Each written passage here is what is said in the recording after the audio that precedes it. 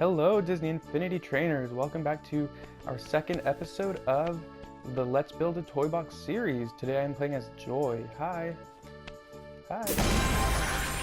Alright, so I've made some very minor changes to the farm. Well, not changes, but I've some additions since the last episode, and I put these three totem poles at the edge of the farm plots, and we're just going to use them as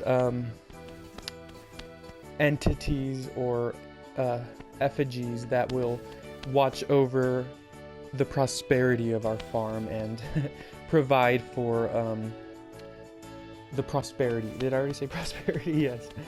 So they are, you know, idols that will, you know, make it sunny, make it raining, allow our plants to get enough water and nutrition, you know, the good old stuff. That's what Joy is having them do.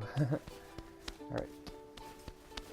So we are back on the farm today, and what I really want to do though is just make sure that we set up the Scarecrow so that he speaks to us when we enter, as well as actually start planting. So I wanted to dedicate an episode to that because I know that can, you know, it's not going to take that long, but I definitely want to show it on screen. So let's start with the Scarecrow. Like I said, I love Scarecrows. I think we're going to try this new dynamic trigger. I'm excited for that. As well as the text creator, we're going to need that. And a randomizer, but the randomizer we're just going to be using probably off screen, because what I plan to do is make it so that when you enter the area of the farmer or of the Scarecrow, he'll say one of several different things chosen at random, so he won't just have the same greeting each time. So I like that. So we're definitely gonna start with the dynamic trigger, which this is my first time ever using it. I did watch a tutorial on it, so hopefully yeah, hopefully this is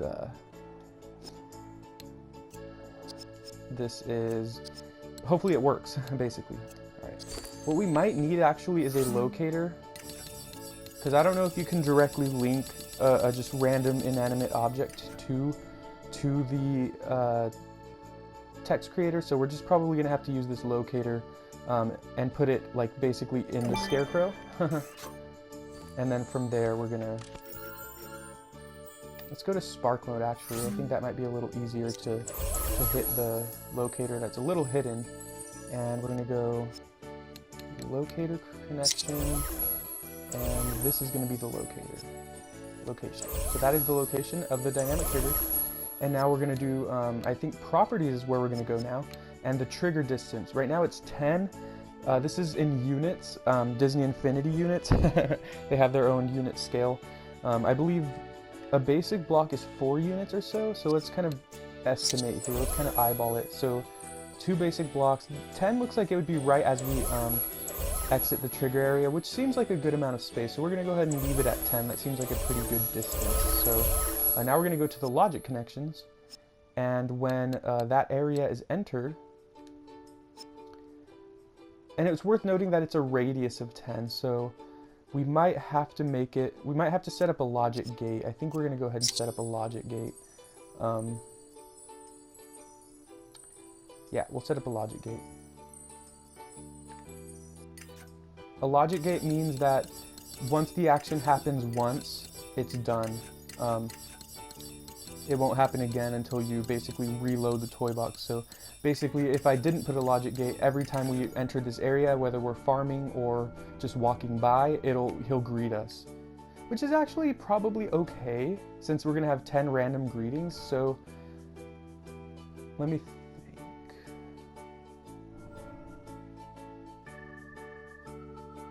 You know, I'm not gonna put a logic gate, because once again, like I said, he'll have, we'll give him several potential greetings, and so, you know, he'll be saying something different each time. It's not like he'll be annoying us by repeating the same thing over and over again. So it'll at least have some variation to it. So we'll just leave that. All right. So anyways, going back. All right. So new logic connection. So when it's entered, should be as easy as this. By any player, he will go ahead and say We will randomize it. An action will happen. And so, logic connections, random action 1. And he will display text 1. That'll be the random action. And for now, that'll be all he'll have. And off screen, I'll just add all the other greetings, just so that you don't have to go through the tedium of me doing it over and over again here. So let's see. So the properties, text duration, 3 seconds, I guess. The text style will be, let's see, or the different ways to display the text.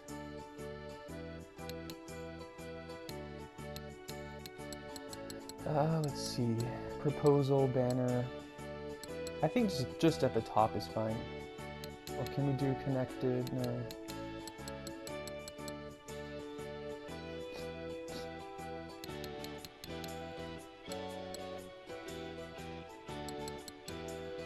Sure, we'll just do it at the top. And off for all players, yes. And the text number 1 will be something simple like greetings.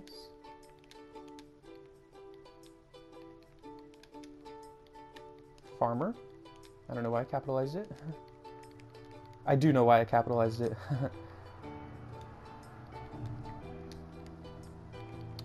Well, welcome back. Simple as that, and I'll add some cool, unique dialogue in the other triggers, but for right now, this is fine. So they're reviewing the text to make sure it doesn't contain any profanity or anything inappropriate, and we're good. So let's see. Okay, so let's go ahead and set the properties of this for now. And random trigger 1. Right now, you set the kind of chance of it happening, and so you can make one of the triggers more prominent than the others. And since this is the only one right now, you know, basically that's all we need. So just making sure that that's good. So we're gonna go ahead and try it out. Well, we already did it, I guess. All right, let's try it again. All right, there we go. Okay, cool. Yeah, sure. So that's that. Actually, I think the one I was imagining was the banner. The one I was thinking of in my head was the banner. So we're gonna go ahead and change that to banner. See how it looks. Yeah, that's the one I was thinking of. Cool. So it might get annoying if you keep walking through this area. He'll keep saying stuff, but because it'll be many different greetings, it shouldn't be too annoying. I'll test it out and see, and if it does get really annoying, then I'll go ahead and put a logic gate there. All right, so let's go ahead and get to farming then, which is basically what the main point of the video is, right? So the sidekicks will be summoned here. You can summon, I believe, up to 10 sidekicks at once in your farm, and they basically just help plant seeds and do stuff. So that's exactly what we're going to do. The only way you can get seeds growing is by, there it is again, is by placing the sidekicks, sorry. And you can unlock sidekicks through Toybox Takeover, through doing the Toybox Hub, through doing the interior levels. There are plenty of ways to unlock them, and I only have like 11 right now, so that's a pretty good amount though. We're gonna go ahead and use this and summon our sidekicks to plow the field. Alright, so I like Cogsworth, carrots, tomatoes, lettuce. I gave them different hats, but we want to give one without a hat just to hopefully increase the chances. Let's see, we'll go ahead and do carrots, tomato, lettuce again. How many are there? Hopefully that's 6. Alright, so Davy Jones will be the one without a hat. Because like I said, I want to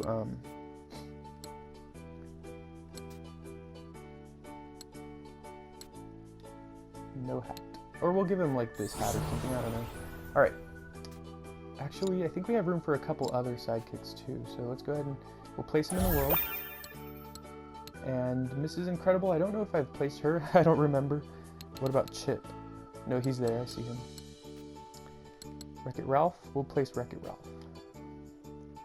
Again, removing his helmet. There's hat. And that should be 8, so we should have room for 2 more, if I'm correct. What about Mabel? Are you there already, Mabel? Hopefully I'm not messing this all up by not remembering. Yeah, we'll just give her the cuckoo hat too because it looks funny. And I think we have room for 1 more. Robin Hood, I guess? I don't think I've placed him yet. Let's hope not. And the cuckoo hat again. Oh, we can't. No, let's go ahead and change that. I don't want him to have the carrot hat. I want to even out the odds. Wow, he can't have any hats. Wow. We need to level up Robin Hood. Okay. Alright, so we go ahead and send them out. 1, 2, 3, 4, 5, 6, 7. I'm counting 9, so it looks like there's 1 that we can place. 1 additional that we can place. 4, 5, 6, 7. Yeah, it looks like 9, so I'm going to add another. Cogsworth. He's a good one. I don't think I've added him yet. He's my strongest sidekick too, if you can tell. Yep, there we go. Alright, cool. Alright, so that's 10. So as you can see, they're going to start plowing the field, planting seeds, and basically their hats indicate which type of plant they're more prone to. We're going to go and tell them to work. I think by default, as long as they have the hoe in their hand, they're automatically going to start planting.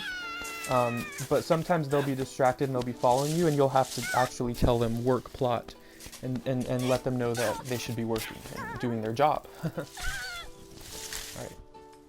So they're doing a good job here. So that's basically what happens is you let them roam around and plant their seeds, and then after a while you're able to harvest everything that grows. And from there, you know, sometimes there's a chance they'll plant a rare plant, like a cotton candy plant, or a pizza plant, or a churro plant.